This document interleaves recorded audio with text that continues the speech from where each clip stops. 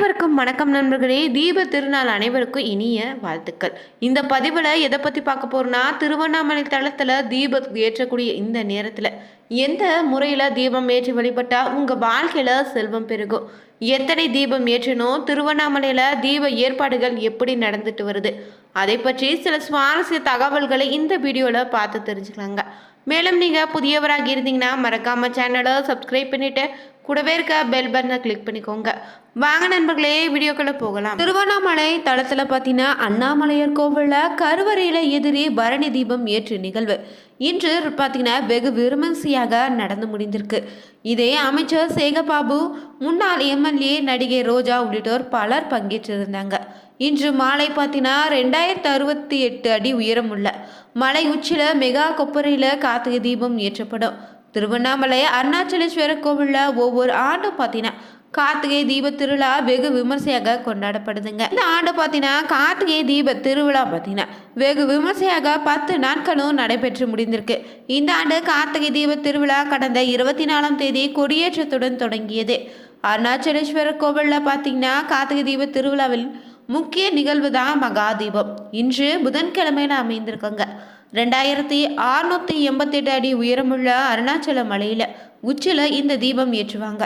இதற்கான தீவிர ஏற்பாடுகளும் மும்முரமாக நடைபெற்றுதாங்க வருது. மகா தீபத்திற்கான கொப்பரை டிசம்பர் 2ஆம் தேதியே மலைக்கு கொண்டு செல்லப்பட்டிருக்கு. கடந்த டிசம்பர் 1ஆம் தேதி பார்த்தீங்கன்னா பொங்கல் புயல் காரணமாக பெய்த மழையால் ஏற்பட்ட நிலச்சரிவிட குழந்தை உட்பட 7 பேர் உயிரிழந்த நிலையிலும் இந்த சம்பவம் இந்த ஆண்டு பாதுகாப்பு நடவடிக்கைகள் வலுப்படுத்தப்பட்டு அமைந்திருக்கு. தீப திருவிழாவின் போது பொதுமக்கள் மலையேறுவதை தடுக்க வேலூர், திருப்பத்தூர் போன்ற அண்டை மாவட்ட வன ஊழியர்கள் உள்ளூர் குழுக்களுடன் பார்த்தீங்கன்னா தற்போது இணைந்திருக்காங்க. மகாதீபம் ஏற்றுவதில் தொடர்புடையவங்களுக்கு மட்டுமே மலை ஏறக்கூடிய அனுமதி தந்திருக்காங்களா. மேலும் பார்த்தீங்கன்னா சிறப்பு அனுமதி சீட்டுடன் சுமார் 80 மீனவ சமூகத்தினர் மலை ஏற அனுமதித்திருக்காங்க.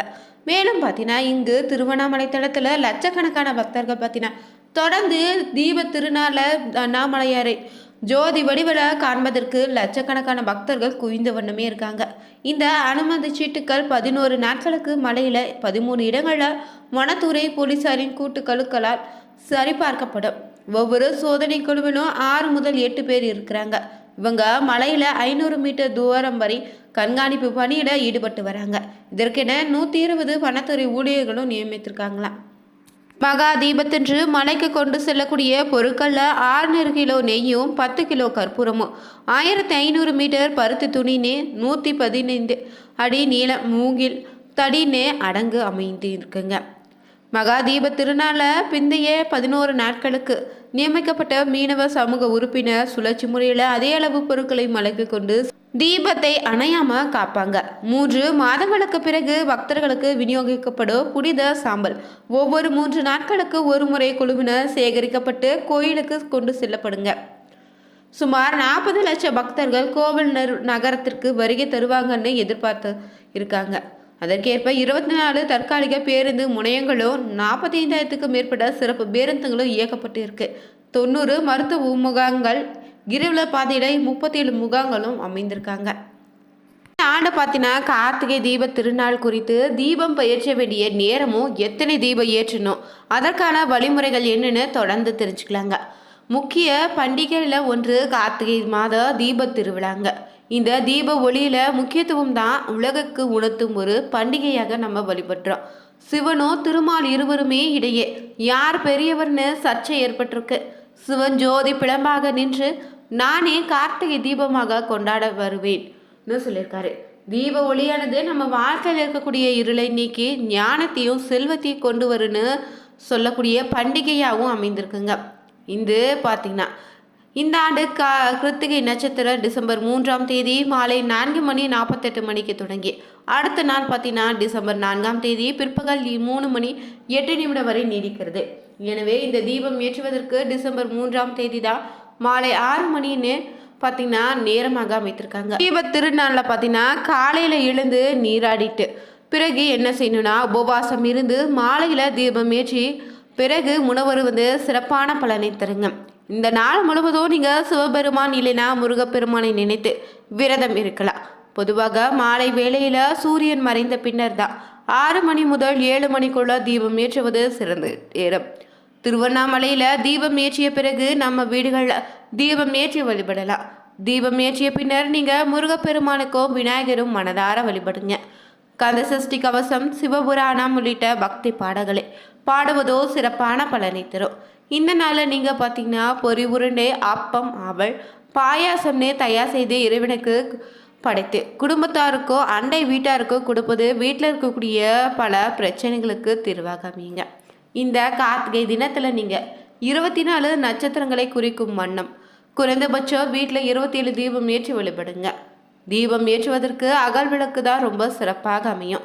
கடைகளில் கிடைக்கக்கூடிய செயற்கையான விளக்குகளை விடுத்து நீங்கள் மண் விளக்குகளை வாங்கி அதை சுத்தம் செய்துட்டு முதல் நாளே விளக்குகளை வாங்கி வந்து அதை இரவு முழுவதும் தண்ணியில் ஊற வைத்து மறுநாள் நீங்கள் சுத்தப்படுத்தி காய வச்சிடுங்க. பின்னர் அவற்றுக்கு நீங்கள் மஞ்சள் குங்குமம் வைத்து நல்லெண்ணெய் தீபம் இட்டு வீடு முழுவதுமே விளக்குகளை ஏற்றி வழிபடுங்க. சமையலறை, படுக்கையறை, மொட்டை மாடின்னு நிலைவாசல அனைத்து இடங்களும் நீங்கள் தீபம் ஏற்றி வழிபடலாம். இந்த தீப திருநாளில் இத்தனை விளக்குகள் தான் ஏற்றணும்னு எந்தவித கட்டாயம் இல்லை. உங்களால் எத்தனை தீபம் ஏற்ற முடியுமோ அத்தனை தீபம் ஏற்றி நீங்கள் வழிபடலாம். பூஜை அறை, வாசல், கொல்லைப்புறம், துளசி மாடம், ஜன்னல்கள்னு அனைத்து இடங்களையும் பார்த்தீங்கன்னா 5, 7, 9, 11 என ஒற்றைப்படை எண்ணிக்கையில் தீபம் ஏற்றுவது சிறப்பான பலனை தரும். நீங்கள் வீட்டு வாசப்படியில் இருபுறமும் தலா ஒன்றுன்னு, வீட்டின் நடுப்பகுதியில் ஒன்றுன்னு, துளசி மாடத்தில் 1, பூஜை அறையில் 3ன்னு 5 தீபங்கள் ஏற்றுவது சிறப்பான பலனை தரும். அனைத்து தீபத்திற்கும் நெய்யிட முடியாதவங்க இல்லைன்னா 2 தீபமாவது நெய் தீபமாக ஏற்றி வழிபடுங்க. விளக்குக்கு நீங்கள் அடியில் வாழை இலை, பூவரசு இலை இல்லைன்னா தட்டு போன்றவற்றை நீங்கள் பயன்படுத்திக்கலாம். இன்னும் பார்த்தீங்கன்னா இந்த கிருத்திகை நட்சத்திரம் பார்த்தீங்கன்னா முருகப்பெருமானுக்கு அவதரித்த நாளாக அமைந்திருப்பதால் இந்த நாளில் 6 கோண தீபம் ஏற்றுவது சிறப்பான பலனை தரும். மாலை 6 மணிக்கு நீங்கள் திருவண்ணாமலையில் தீபம் ஏற்றக்கூடிய காட்சியை பார்த்து முடித்த பின்னர் வீட்டு வாசலில் நட்சத்திரம் மறைந்து அதில் 6 முனைகளில் 6 கோண தீபம் ஏற்றி சரணபவ எனும் எழுதி வழிபடுங்க.